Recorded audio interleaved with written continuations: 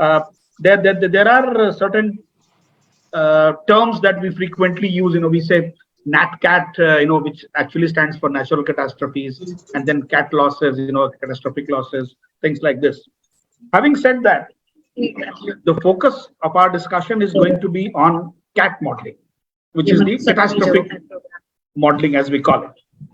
Now, for all the lay people there, laymen, lay ladies, boys and girls who are not very clear as to what exactly is CAT modeling, I'll just tell you. In fact, what I'll do is I read it on the Wikipedia for easy understanding. It says CAT modeling is basically a process using computer assisted calculations to estimate the losses that could be sustained due to a catastrophic event, such as, in our case, probably a flood or a hurricane or an earthquake, etc. Now, simply saying, what we're talking about is building up a model based on the prior data, previous data, historical data, and projecting something based on these data that this may be the probable maximum loss that we are referring to. I personally believe that people having a background of engineering or maybe actuarial sciences or statistics for that matter, they are better suited for CAT modeling. But then there are people who, without the background of actuary or statistics or even engineering, they have proved to be absolutely fantastic people who have actually come out with great models on that. Now, before I go any further, I would like to introduce two of our participants who are going to talk about the CAT modeling issues specifically for our students, even though we have invited other people also. But my focus primarily was on the interaction of our students. And in that perspective, let me just welcome Mona Lisa Samal to this session, wherein, most interestingly, she has been with, she brings in a lot of experience, probably 17 or 18 years of experience. And she's been an expert on handling CAT modeling specifically because she leads the global data and risk analytics services at Exceedance. Now, the point is that she's got an experience where she's basically from finance and control, and she has a diploma in business analytics and intelligence. As I was telling you, it is not necessary that you have a background of either engineering or actuary or statistics, to get into this and excel. Thank you, Mona Lisa, for being with us. The second participant that we have with us is Puneet. Now, Puneet is an old friend, and Puneet was a part of the Swiss Re India R&D team before he joined Exceedance. He is basically a senior VP of Risk Intelligence and Data Sciences. My apologies. And typically, like Mona Lisa, he's got a lot of experience behind him. Now, I will not go into the details of these two speakers. I'll let them handle the entire thing. And Pandey sir, with your permission, I would like them to give a small presentation or answer to the questions that we are talking about, which basically deals with situations like, how does CAT modeling help us handle NatCats? Or maybe, is there any role of CAT modeling when it comes to climate change, one of the most burning topics that we have today? Or maybe, how do you handle data? I mean, there are n number of questions, and I'll encourage the students to start framing your questions once the discussions begin. And over to you, Mona Lisa. Sure. Thank you so much. And very nice to see and look at the participant list at such.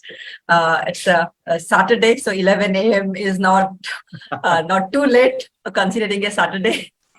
And welcome all of you. We will, so Puneet, myself, and we have Arvind, who is a reinsurance expert here as well. will there to answer any of the questions you have. Because it is Saturday, we want to keep it very casual and question anything and everything that you have on your mind. Catastrophe modeling as a subject is old. Is old might be when I was born a bit before that, but in the sense of gaining popularity and becoming good enough as it has been lately. So I'm sure that the time I started CAT modeling, it was an item of looking at as a question and what it is actually. Today it is more familiar. We'll go through that, the past, the current and the future. But any questions, most welcome. The presentation is there more to give you a feel of the industry.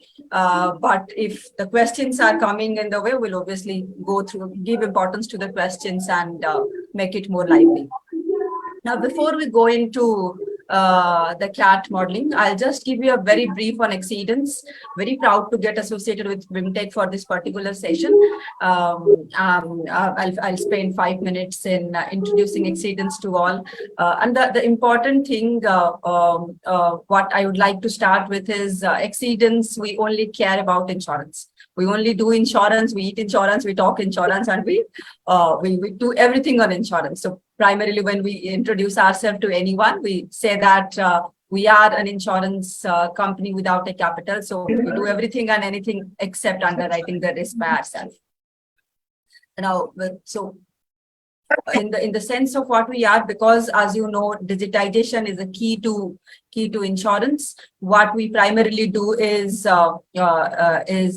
digital transformation. We have a client base of around 130 across the globe, presence in 11 global locations. Our operation centers are in US, Poland, and India.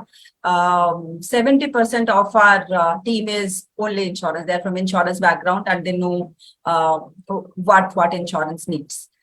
Very quickly, if we go ahead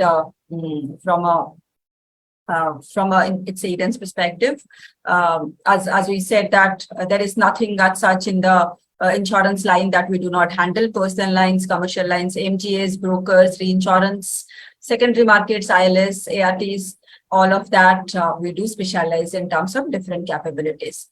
And I'll just close in the next one, which says that what all is as a career or a prospect in terms of what exceedance does is life cycle and operations, touching from the submission till the time a risk is written and claim is paid.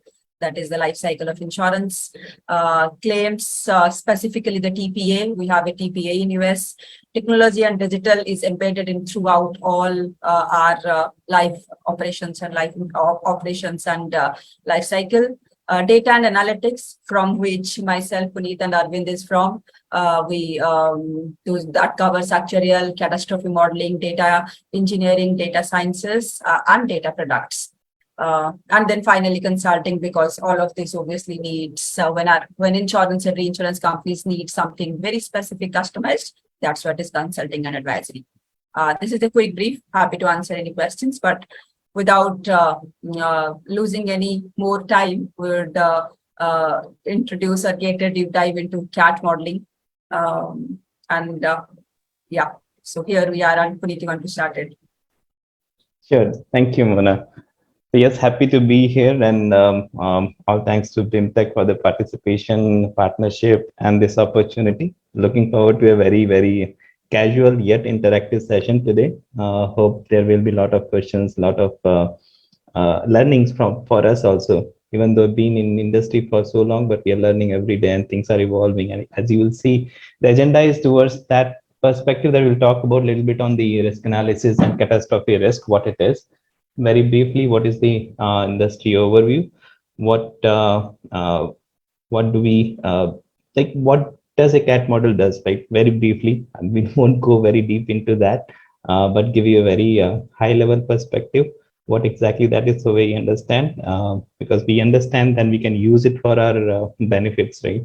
And that's what the later part of the agenda will be. How these knowledge will help us if we are going into making our career into this. Then how it will help, what kind of skills we will need, what kind of hats we wear when we are in this role, right? There are different hats that we need to wear, and then obviously a future outlook on how things are looking and shaping up. And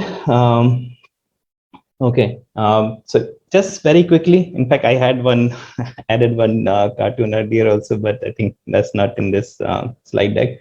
But the so there is a risk analysis. Risk analysis tells you about uh, the risk modeling, risk assessment, risk management. So modeling is more about you prepare in the sense algorithm and everything. If then else statements where you say, if this happens, this is how I will be the kind of losses. And risk assessment is translating those into reality. If something has happened for a specific kind of a building that where I am or where insurance has invested, that is the assessment. There's a management when you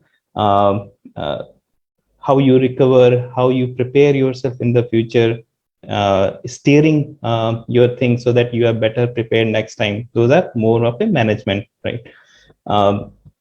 With that context, just talking about a little bit on the cat risk here. So what is cat risk? So as opposed to we know primarily fire risk or let's say accident, medical risk, all that are very frequently happening, right? And not widespread. And those are, in our terms, we call them high frequency, low consequences events. What cat is the opposite of that, which is high consequence, low frequency. So that's what you see. The first one, widespread event. So the events which are impacting quite a bit as a geographical spread and intensity as well, and they occur rarely. So you don't have as much of data as you might have about personal injuries because of fire, because of accidents, right? Those things happen more frequently. So the statistical actuarial methods, they apply very well on those.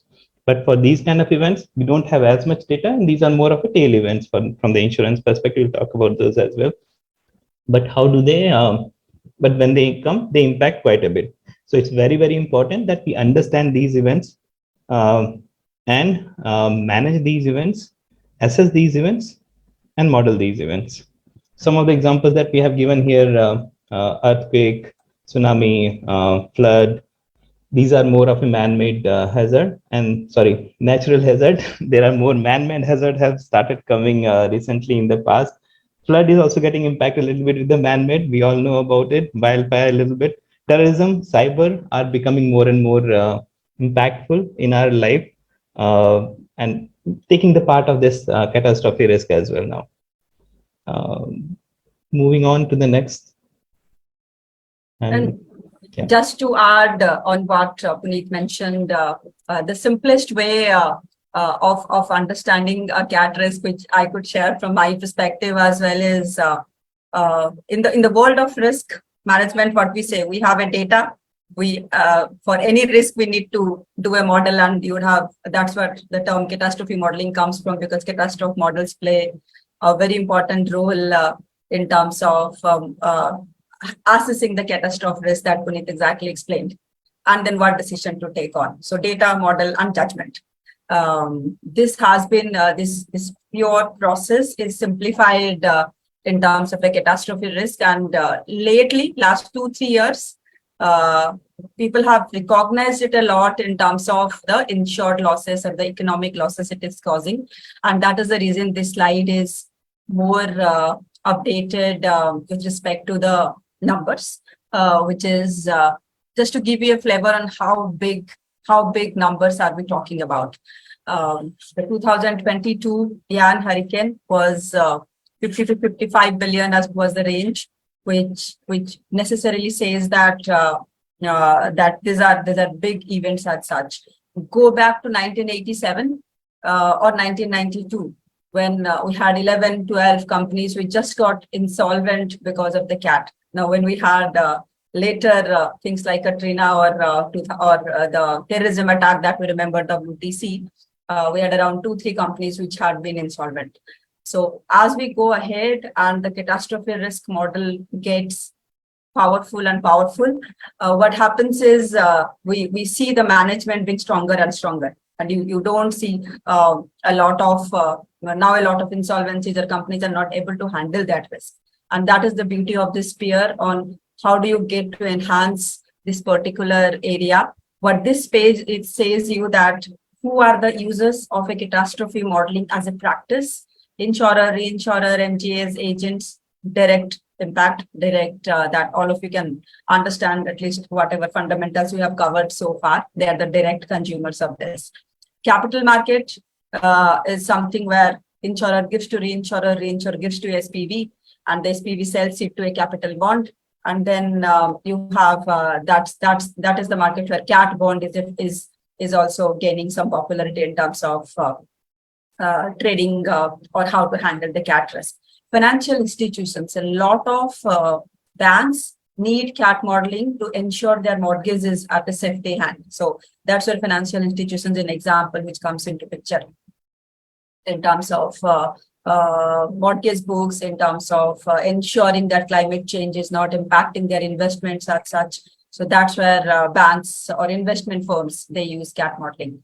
Regulator, most importantly, someone should be there who ensures that disasters are protected, disasters are right. That's what the regulators ensure with the cat modeling domain as such. US, as we understand that if you control the risks in US, you are controlling 75% of the global cat modeling risk, but still other areas like South Africa, Australia has been catastrophe prone areas. Might be the models are not very effective there. US is obviously one area where models are very effective, but we're coming up new emerging ways of handling those risks there. The right hand side is a combination of line of businesses in insurance and the perils that Puneet has already identified. So cyclone, cyber, wind, earthquake, terrorism, flood, different emerging risks. They are the areas that you get to work on, you get to handle, you get to understand, you need to apply the cat modeling principles, etc. It started with property. So cat modeling evolution was with property, handling a property risk. And as we grew, as the domain become more stronger, then marine, aviation, energy, construction has become very important. And construction, like if you are managing disaster with respect to a infrastructure risk, a construction risk, the impact of climate change becomes much more important and evident there. So this is more particularly to give you an industry overview of what really this field means and how deep we can go.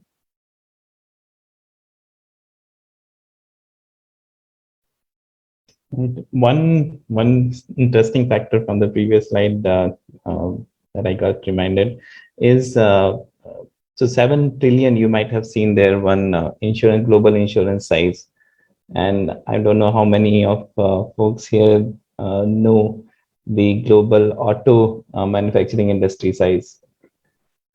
Maybe less. Not many, rest assured about it.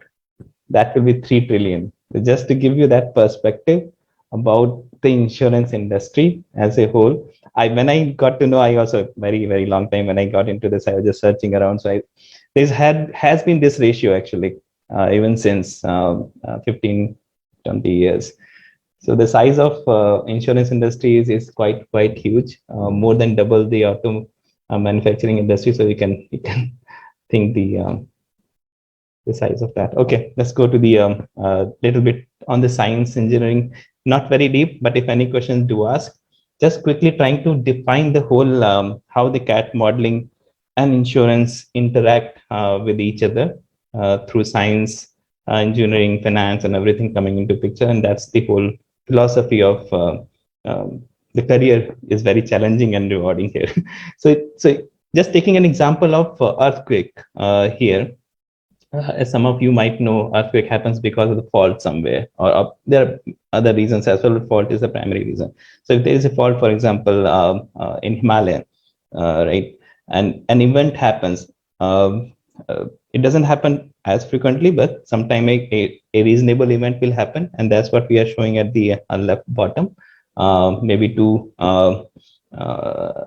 plates are sliding each other, an event happens and the intensity is higher enough to cause the some damage somewhere. So you see the magnitude is usually the event related. It happens, then it moves the intensity, the travel of the hazard. and that's what we call the hazard moving towards the damaged place that we are interested in. So we have our own, for myself, for example, as an individual, I'm interested about my place or my family or my loved one's place. As an insurer, I'm interested in all the properties that I have insured, or they are in my book, right? So I'll look for all those locations where it may happen, and the intensity around that place depends on the local conditions as well. As we are showing, the soil conditions near this, for example, in case of earthquake, will impact, and the intensity of that location is defined by the various factors which are locally present there.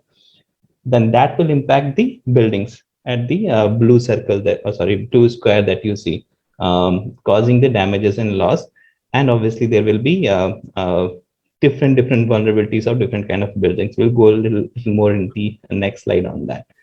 Once that has happened, the person where the loss has happened, they will reach out to their insurer, notifying that loss has happened, right? And then what insurer will do is the right box, the financial box, where the calculation will happen. Obviously, there is more complicated calculation. We are just showing a more ground up perspective here, that there will be some deductibles at the bottom. When you see 10%, maybe the coverage is up to 40% of the value, total value, 200,000. So the insurer will say, okay, I will pay you 200,000 minus 50,000, 150,000. So that will be the payment happen, although there was a total 500,000 was the value. So these kind of calculations happen, and there are more complications there. We are not going into that. And then the claims payout happens to the person who has asked for this. So this is the cycle of a CAT model that would happen. Going to the next one, just making this CAT model into pieces now, trying to understand the various disciplines that are coming into play here, right? So there is an event happening, as we mentioned about the earthquake. So for that event, the understanding of various simulations, how to do that. So what CAT modeling, the risk modeling part, I was saying earlier that you place the algorithm if then else, right? So here we are trying to simulate many events, because we are trying to manage the unpredictable, as Professor Pratik started out by saying. So to manage the unpredictable, we need to have various scenarios, right? That's the best way to manage anything that we don't know. So what we do, we create many scenarios of what could happen next year. Sometimes 100,000, sometimes 1 million scenarios. And that's where a lot of numerical analysis, simulation, that techniques, the mathematics, all that come into picture. How to use like the distribution to come to a right kind of a simulation. All that come into picture in the event when the event has occurred, right? How do we simulate all that events? That's the mathematics behind it. Second portion was the hazard part of it, where how the event has created the physical. Let's say in case of wind, in case of cyclone, the wind. In case of earthquake, there was a shaking, right? So science, physics, all that come into picture about understanding how it will be happening. And obviously geospatial, geotechnical, all that picture come into. So all the science goes in the hazard part of it. Then hazard travels towards the building or the location that we are interested in.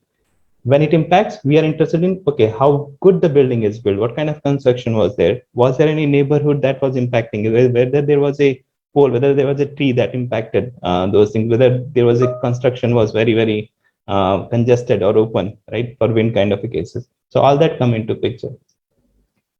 With that loss has happened, again, the financial box here, then the loss calculation, impact and everything happens, whether it's economic impact, whether it's a more individual location impact, all that, and how do we do the recovery from that. So in a sense, the risk we are taking in the middle is the synthesis of the probability of the event, right? The hazard because of that, the vulnerability of the place that I'm interested in, and how much it is exposed in terms of values, in terms of characteristics and everything, right? So all these four coming into picture. And I think that relates to the, now we can try to start relating with those buckets that we see, or the components that we see. what kind of skills might be required. And it's not that one person should know everything, but it's, for an overall view, I think it's always good to have someone can be very deep into one of these aspects and know about others, but knowing everything obviously gives you a little bit of edge in understanding the high level.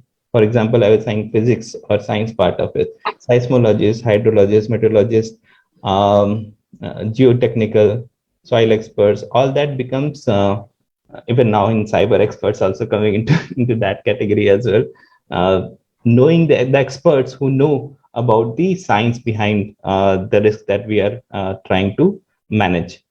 Then again, the engineering part of it, there are many engineers who try to understand how the lateral forces, for example, earthquake and wind are primarily the lateral forces, right? How do we assess the building damage and prepare the building for future impacts? Then there's more. Actually, Puneet, I'll just interrupt you. This is the slide which I think my students are going to love it. Okay. Because it gives them a lot of comfort that even though they may not have the total skills required as such, some of the skills are present there and the rest they can work on. Very true. That's how all of us actually started. For example, I was a structural engineer and I had no clue I will be going into insurance or catastrophe modeling at that time. So when I started learning about. So now I think I'm a little bit of seismologist as well. I'm a little bit of finance person as well. Maths, yes, I think for engineers, maths comes easy. So it's always been there. Technology, obviously, you will see the last, the bottom right is the technology, and that you will see probably true for most of the careers, but more true for catastrophe modeling because of the amount of data that you deal with, amount of knowledge that you bring in. You need to have utilized the technology to be able to do that. Otherwise, yeah, you can't do it. Okay. And just to relate to the last slide in terms of how do we quantify, you can go to the next slide, Malvika, in terms of what are the departments or where do you see when you enter into a CAT modeling industry as such. As all of us have discussed, it's multifaceted, and we have 3 examples in front of you as well. So if you consider myself, I am more from data business and explaining the result to the underwriter consultant in terms of how do you take the decisions as the last part of it. Puneet has a background of research and development, building those specific models. And we have Arvind, who is pure reinsurance, and the reinsurance and insurance aspects of CAT are also different. It's not that you apply the same theory here and there. So with 3, Arvind though have a structural engineering background, but he is a pure reinsurance expert person as such. So there are different areas where you can go into, specialize, and then evolve as a real expert in that area. And just to put these things into order, the middle one, research and development, that role in a CAT modeling industry is creating the models. So as we understood that when you have a risk, you have an exposure, you have a data that goes to a process of modeling, and then you get to take some judgments. So wherever we do those analysis, the modeling platforms, that is the department, R&D department, which builds the models, which handles different kind of simulations, hazard, vulnerability that you all have seen. And that's called the R&D department, which is the model development department in any of the insurance, reinsurance you'll see. Technology and innovation. Now, when you build a model, you have obviously put science into a theory, into a practical, not theory, more into a practical scenario, where you can see that what has happened in the past and giving obviously some prediction of the future. What is the output or what is the result, quantification of that risk. Now you need to build that to a platform so that many users can handle it, people can visualize it, see it. That's where technology comes into picture. So you bring an idea into meaningful sense, model development, you create a platform out of it, technology and innovation.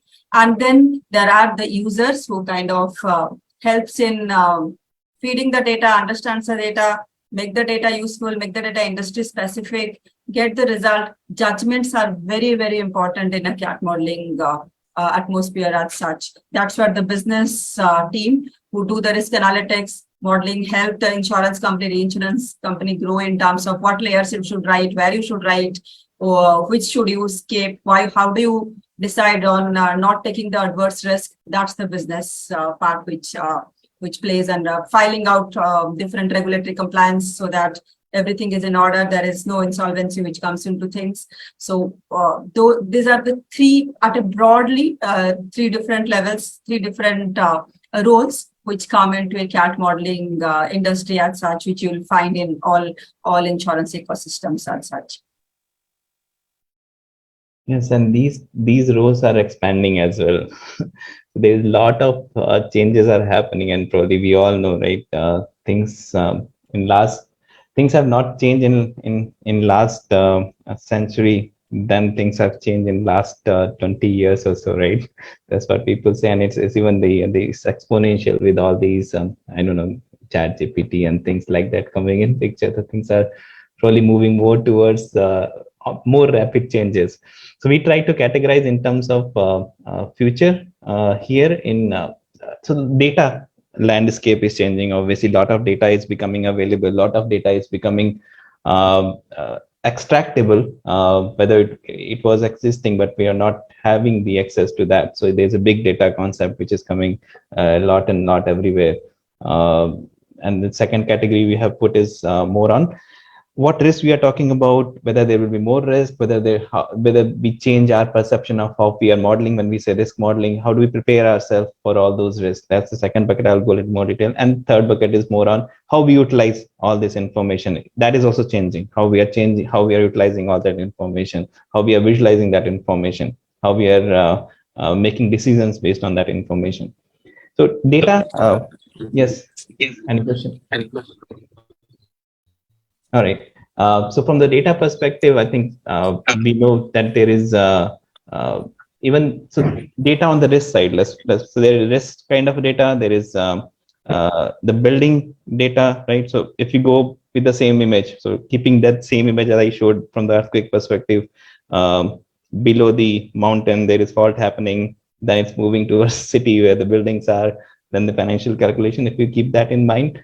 The data regarding the hazard, right? Knowing so USGS, earthquake center, NOAA. So there are many reference organizations worldwide. World Bank, for example. So there are many organizations who are dishing out multitudes of data that will help assess the risk globally, anywhere, any locations.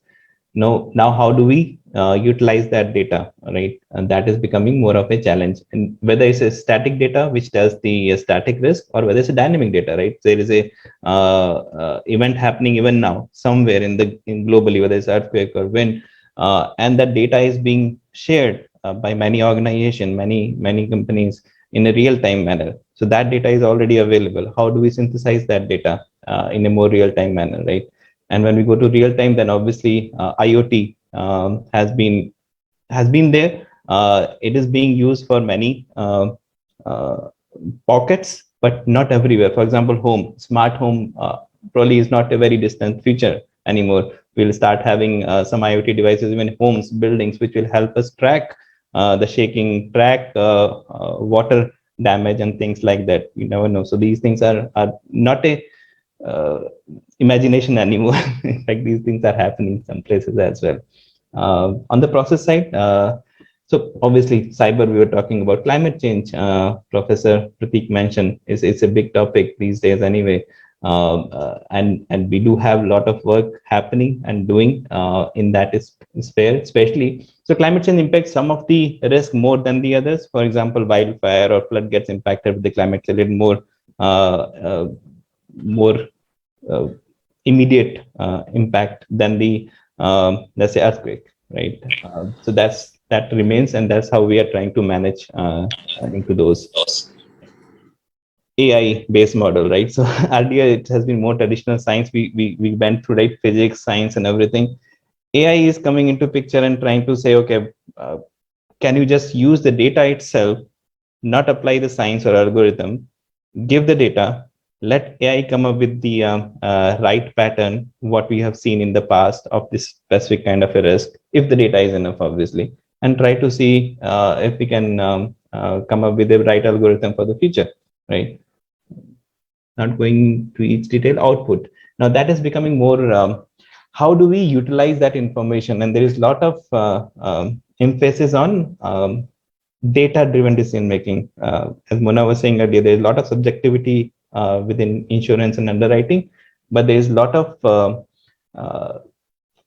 support or more of data-driven support for these kind of a process as well, coming into more and more with a lot of technology, machine learning, everything coming into picture, right? How do we see the data and then utilize that data to make right decisions and not be very subjective and be consistent, right? Augmented reality I put because there's a lot of things from Google is also happening. So now I don't think it will be in distant future that we will be able to show every individual who is taking the flood risk, for example, that for this location, how the flood risk look like, right? You can show visually in a 3D image with the augmented reality of okay, 100-year flood event will look like this kind of a damage you will be seeing, this kind of water will be coming into. So that kind of place we are reaching, I think, with our technology. Not going everything in detail because we'll keep some of the questions time as well. I think some of these items may come in questions as well. Just stopping it here.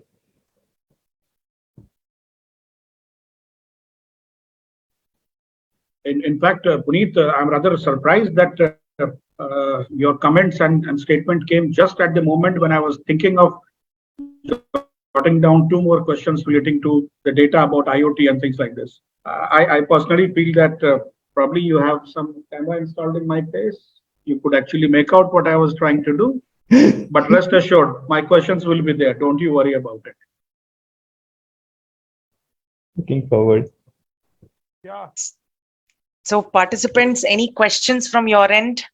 With Mona and Puneet have given a lot of insights now around, the various roles, the skills that you need, industry insights, a lot related to technology. Any questions, please feel free to ask. This is the space for you to seek as much insight as you can right now.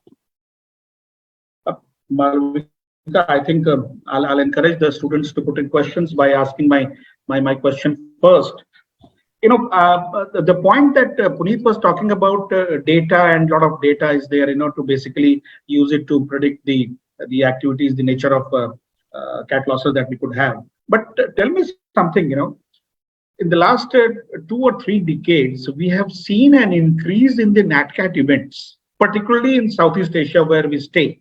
Now, if that is so, how far do you think that the cat modeling could be, within quotations, accurate?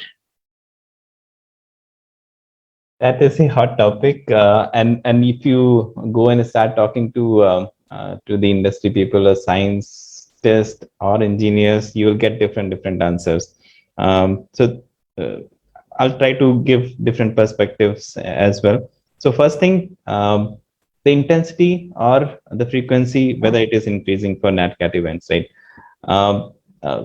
For few perils, probably we have a little bit of evidence to showcase flood. So as I was saying, there is something man-made is also involved, and the exposure is also involved. For example, people were not in locations where the hazard was happening, so people were not seeing it. Now they are more in that zone, let's say coastal areas, so they are seeing it. So there's a losses happening because there are more people, and there are more people, there are more diversified places they are living. That is also one part of it, why things are seemingly happening more.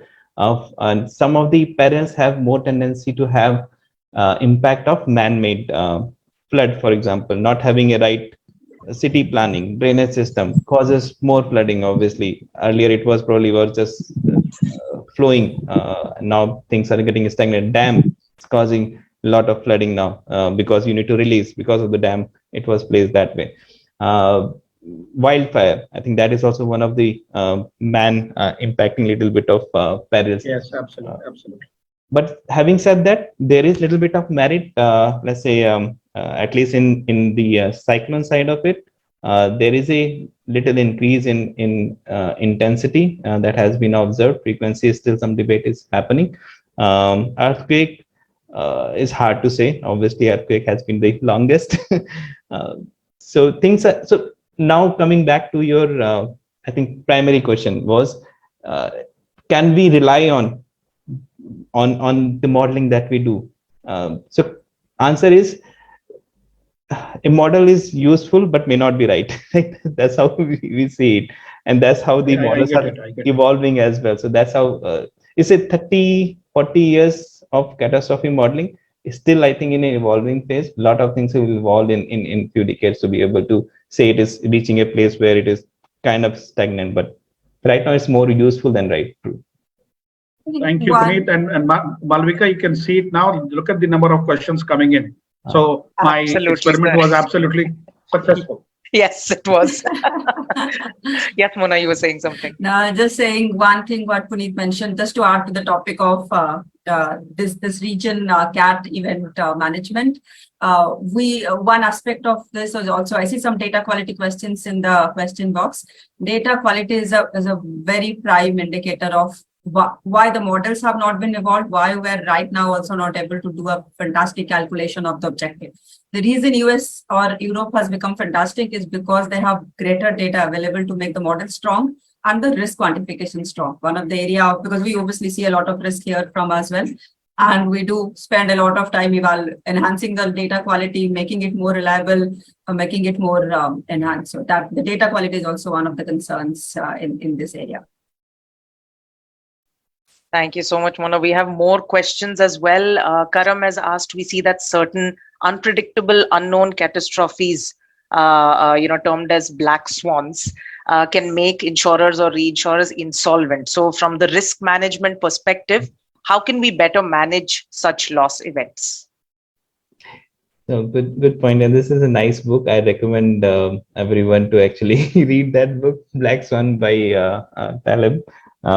And it's a good point. So it is a tail event, obviously, right? And most of our CAT are tail event. What you are saying, how do we manage something that is even more extreme? And again, that will go to the second Prateek's question as well, the data. So we don't have enough data to talk very confidently about such kind of event. This will still remain. So there is subjectivity part, right? So some insurer will be risk averse, some insurer will be more risk prone. So CAT modeling will be more of a scientific engineering systematic way of looking at the risk. So in that systematic way, the probability of these kind of events will be very, very low. And as I was saying, risk is equal to probability multiplied by something. If the probability is very, very low, risk become actually in a mathematical sense, it becomes very low. But whether it exists, the possibility still exists, right? And it may happen. And that's where the personal insurers risk awareness or risk proneness will come into picture. Thank you so much, Puneet. You've answered Prateek's question also, 2 in 1, right? Moving to just to add on to that question, Malvika, from an answer perspective, so there are different ways where black swans are kind of targeted and carried in terms of extreme event scenario, realistic disaster event scenario. An insurance company or reinsurance company tracks that, manages it, reports it, regulators keeps a track of it. All that is a part of very good structured risk management practices which insurance and reinsurance companies follow. First thing is that. Second thing is that it has improved. And I was quoting that example of, if you see in 1992, we had 11 insurers default. And in WTC, we have only 3 insurers default. So the insolvency count, they also become very less and less as we're improving. The limitation of CAT model is they are implicit in nature of handling the things. Things keep on happening. Japan earthquake was an eye opener for to the industry. Things keep on happening. Models keep on growing. Now, bringing that AI, what Puneet was mentioning, bringing that AI into the thing and taking a combined judgment of AI plus the implicit past thing is the key of that. There are a lot of insurers who were not impacted by Hurricane and did a very good combined ratio posting in terms of profitability. That's where a lot of thing goes into the judgment and risk management practices on how much, where, and what is the what risk you avoid, and where do you charge how much margin. That's also becomes a very good practice for these black swans. Great, great. Thank you so much, Mona, for that perspective. I think that brings a closure to the entire answer.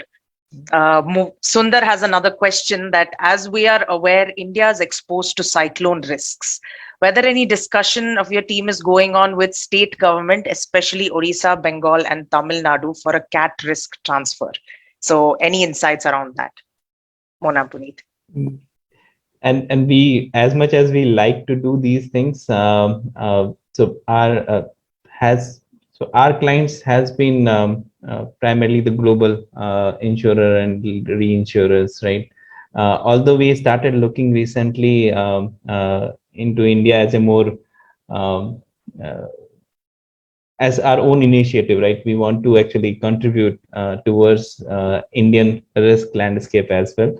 We'll see how far it goes in terms of teaming up with maybe state government or other kind of agencies to help, because we have the capability to do that. What you're asking, Sundar, is just that as an organization, right? We are more towards our client, but this could be actually our side thing to work out and do that. So we'll keep you posted on this, definitely. Incidentally, Sundar himself.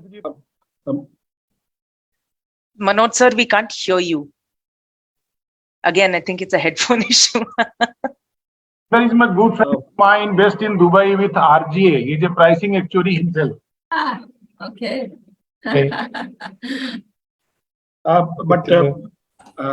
Malvika, can you hear me, Malvika? Yes, yes, I can hear you, sir. Malvika, I just wanted to add to that response that Puneet gave for Sundar. Please. See, way back in 2011 and 12, as an organization, we had teamed up with Swiss Re to provide for a NatCat solution to at least 2 state governments. And since I was a party to the entire development, I can tell you that parametric insurance solution was offered to the governments of Gujarat and to Bihar. Gujarat, the then CM, the present PM, he had come in and we had a 3 to 4 minute interaction with him, wherein he asked very pointed, specific questions to Swiss Re. Unfortunately, we could not respond immediately, and that matter was shelved. However, in case of Bihar, the exact note sheet was being prepared because the state government was actually interested in taking it, but because of the lower level people who thought that 100 crores was a big amount and they also wanted a cut in that. Imagine they spoke upfront to us sitting on the table that 5% to banta hai hamara. Now that obviously that didn't happen, and obviously the entire proposition fell through. But Sundar, just for your information, the government of Nagaland has just gone in 2 years back, taken a parametric insurance solution with Tata AIG as the lead, the primary insurer, and Swiss Re backing it up. Thank you so much, sir. Thank you so much for that insight. All right, some great conversations, very, very fruitful conversations. Fantastic. Akshay has asked another interesting question. India has around 50 to 60% market share in the mango export industry. Due to the current seasonal uncertainties, mangoes are prematurely upsizing or rotting before ripening. The use of artificial ripening agents has increased exponentially. Can we categorize this uncertainty risk as a catastrophic risk? If yes, how can catastrophic risk modeling and insurance help in mitigating the risk of financial loss arising? Any insights around that, Puneet and Mona? This could be Such an interesting question. Intensive topic also, it appears. Yes, yes, yeah, very seasonal. Yes, True, and I think you're right. Actually, I think this can be categorized as a catastrophe risk because it is impacting at a wider area, right? And you can think about what the uncertainty, also seasonal uncertainty, can be linked with the weather phenomenon, can be linked with the like temperature and things like that. So it can be put into that and can be managed similarly. Only thing is somebody need to, as Professor Prateek was talking about for Cyclone, right? Somebody need to come up with a product or come up with a way to apply that into practice, right? That's where most of the things, coming up with the methodology, coming up with a model is in my view is an easier thing because we know actually, but putting it into the practice is the harder part. Like, how do we put that in the practice? What kind of a model, the product you will be dishing out, whether it has the right kind of ROI, things like that. So yes, but you are very right, in it can be. Calls for a business analysis, I would say. Exactly. Yeah, I'm not sure if there is a product in the market which does this, but yeah, IoTs and weather phenomena should be able to control this and manage this risk also. But good thought. Fantastic. Thank you so much, Mona, Puneet, and Akshay for that very, very interesting question, right? We also have a question from Manoj, sir. He says, easy to visualize the loss estimate in physical loss, that is earthquakes or cyclones, but what to do in case of cyber risks? What factors go into their loss assessments? Over to you, Mona, Puneet. Just to start with, and this is an area as well where we'll just cover what is the factor go to into their loss, but from an industry perspective, the cyber premiums have exponentially increased after three major insurers like CNA's impact of $1 million loss in the cyber in the pandemic time. From what goes into their loss calculation, there are lots of factors which really consider, and most important of that being your the IT security, the business operations, the type of business operations, and the IT security questionnaire that plays a very big role. And as an industry in India, though our cyber insurance premium have also increased, but from a realization perspective on how deep it has been, it is still not there. So data perspective, actually, these two factors: the occupancy, the nature of the business, and how strong is your IT security. Those are the main two questions that we generally see. There is a big long cyber questionnaire which comes, the brokers get filled it from the respective insurer and reinsurer to quantify it in terms of high, medium, low. As such, there are huge data there are a lot more companies which are there who have cyber data captured for millions of companies. As such, the improvement area in cyber risk calculation right now is how that data gets converted into a model. What right now happens is that we deploy the normal catastrophe modeling principles that we covered: hazard, event, financial vulnerability into the cyber. It fits sometimes, it doesn't fit sometimes in terms of silent cybers, etc. So that's, yeah, to summarize, when I've given one answer, generally the IT security and the operations. Anything to add, Arvinder, please?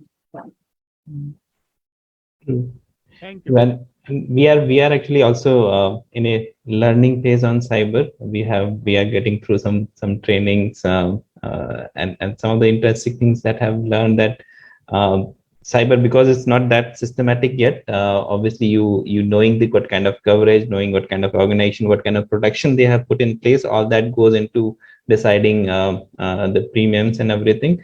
But there are many organizations who do this assessment or help you assess your organization's exposure to cyber risk, right? So there are many companies who have hackers within their organization as in hire, and we hire those companies to assess loopholes within our systems and rank us on that. And those also reports goes into deciding for insurance to how good the protections level are.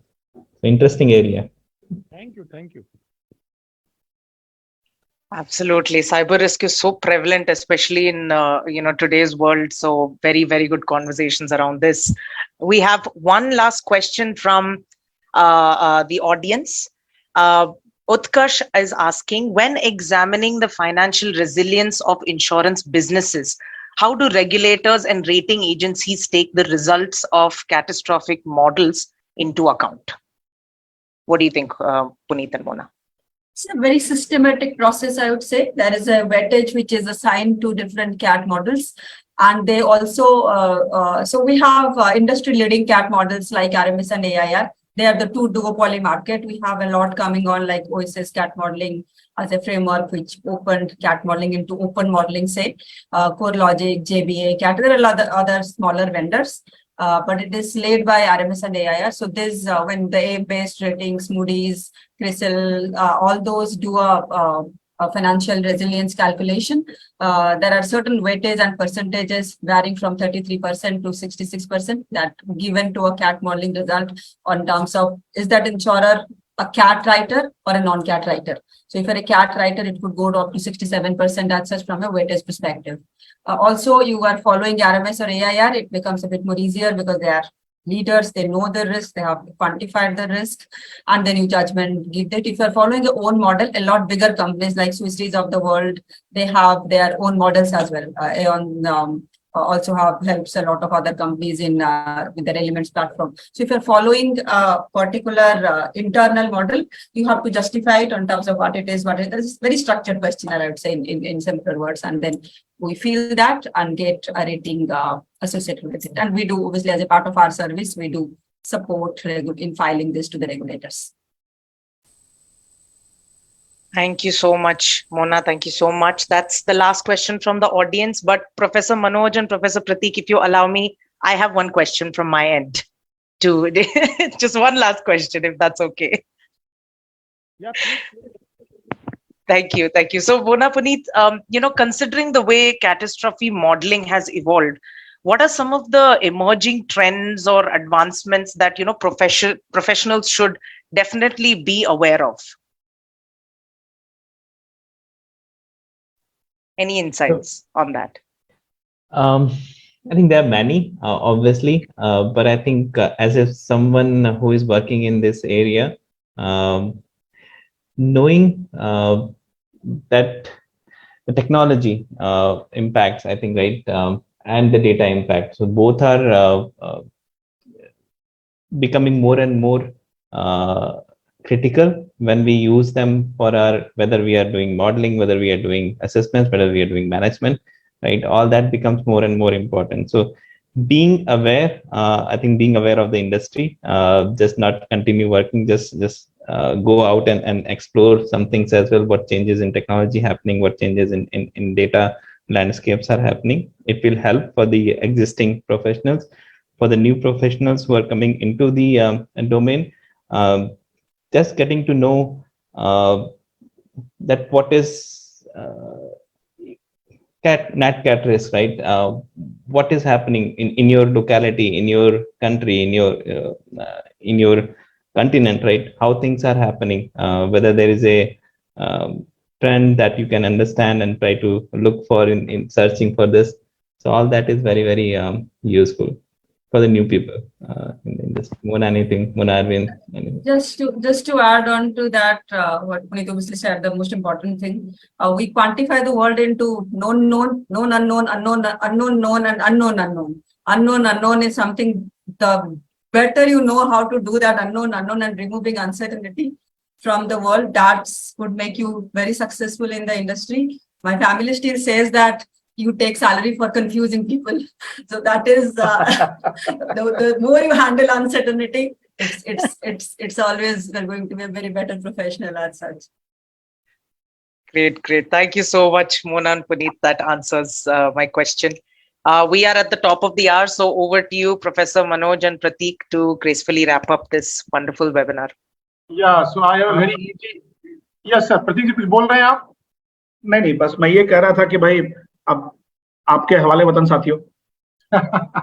So my task is very easy, just to thank so many people who are behind this whole scenario. So from exceedance side, I must thank Mona Lisa, Puneet, and Malvika was taking their name together, na? Mona Poo, Mona Puni. Yeah, we call Mona Lisa Mona, so Mona and Puneet.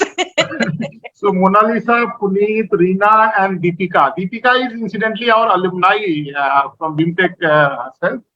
But the bigger thank goes to Arvind, who happens to be the sutradhar na, of this entire seminar, whatever you can say. From BIMTech side, I must thank my colleague Nishant. I called him the pilot of this whole seminar because he's sitting behind the scene on the driver's seat. of course, my senior colleague Prateek ji, and all the people who have participated. And in that list, I can definitely highlight two names, very senior people who thought of joining. Sundar raised the question also, Sundar Rajan, and one more, my alumni from BHU raised, I mean, junior to me, but yeah, senior associate professor in IMS Ghaziabad, finance professor. So she was also there. I could also see some of my alumni. Raghav was seen for some time. He's having now his own broking company in Delhi. Of course, Karan is visible. Karan must have got a lot of input because he's all more or less in the same domain working with MD. I am forgetting the name of your company, Karan. Sir, I'm working in MSG Global Solutions. MSG Global. So that's Yes, great. So thank you very much, and we will keep on doing similar kind of webinar even in the future because that's for the society, for the students community. And again, thank you very much to all of you.